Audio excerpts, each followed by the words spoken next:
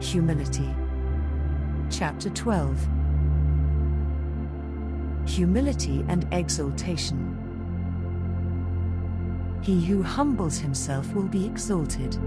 Luke 14:11. God gives grace to the humble.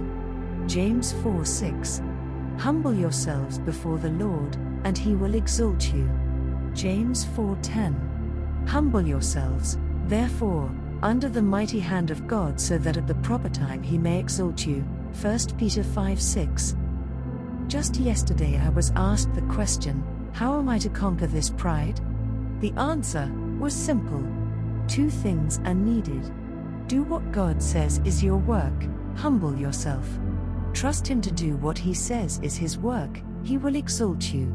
The command is clear, humble yourself. That does not mean that it is your work to conquer and cast out the pride of your nature, and to form within yourself the lowliness of the holy Jesus. No, this is God's work, the very essence of that exaltation, in which he lifts you up into the real likeness of the beloved Son. What the command does mean is this: take every opportunity of humbling yourself before God and man. In the faith of the grace that is already working in you, in the assurance that more grace for victory is coming, hold your conscience up to the light each time it realizes the pride of the heart and its workings, regardless of whether you fail or fall. Stand persistently as under the unchanging command, humble yourself. Accept with gratitude everything that God allows from within or without, from friend or enemy, in nature or in grace, to remind you of your need of humbling, and to help you to it. Reckon humility to be indeed the mother virtue, your very first duty before God, the one perpetual safeguard of the soul, and set your heart upon it as the source of all blessing. The promise is divine and sure: he that humbles himself will be exalted. See that you do the one thing God asks, humble yourself. God will see that he does the one thing he has promised. He will give more grace, he will exalt you in due time. All God's dealings with man are characterized by 2 stages.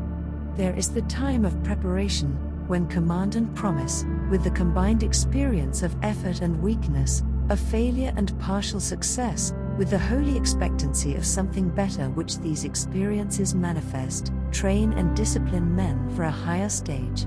Then comes the time of fulfillment, when faith inherits the promise, and enjoys what it had so often struggled for in vain. This process holds true in every part of the Christian life, and in the pursuit of every separate virtue. And that because it is grounded in the very nature of things. In all that concerns our redemption, God must take the initiative. When that has been done, man's turn comes.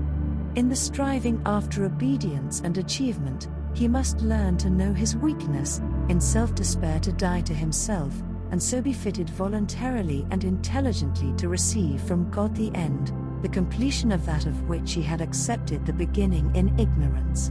So, God, who had been the beginning, before man rightly knew him, or fully understood what his purpose was, is longed for and welcomed as the end, as the all in all. It is even so, too, in the pursuit of humility.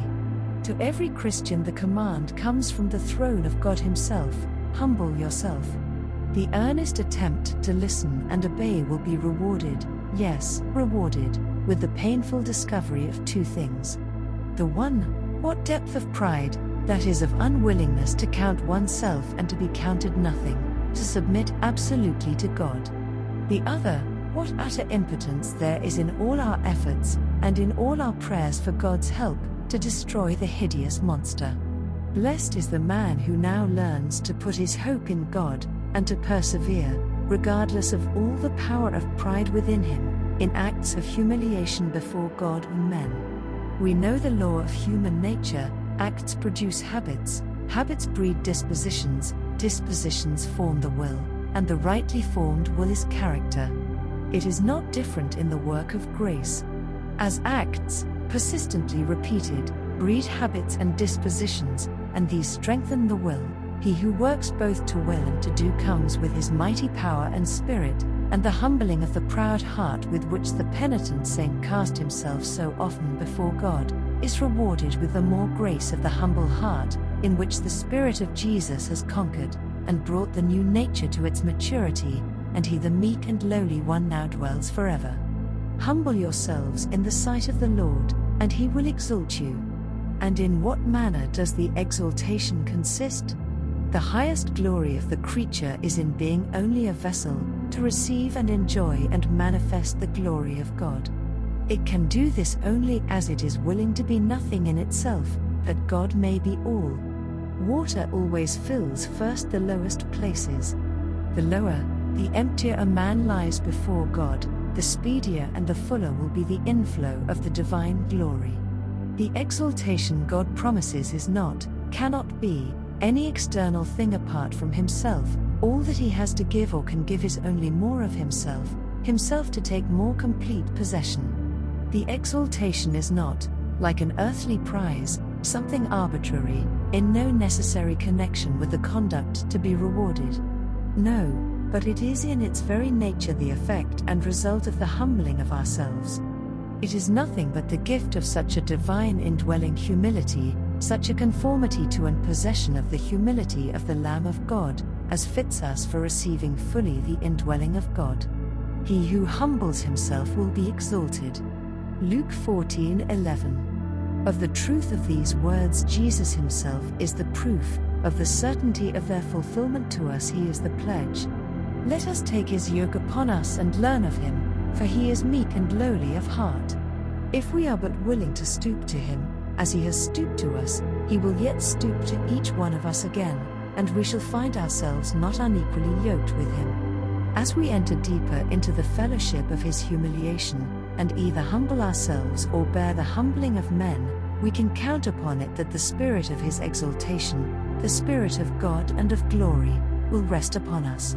The presence and the power of the glorified Christ will come to them that are of a humble spirit. When God can again have his rightful place in us, he will lift us up.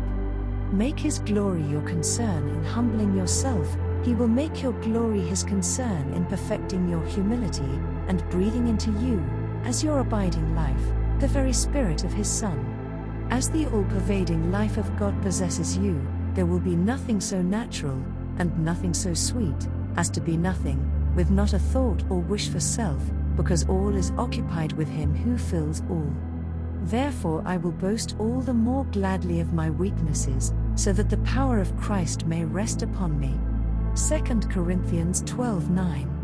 Believers, have we not here the reason that our consecration and our faith have gained so little in the pursuit of holiness? It was by self and its strength that the work was done under the name of faith. It was for self and its happiness that God was called in. It was, unconsciously, but still truly, in self and its holiness that the soul rejoiced.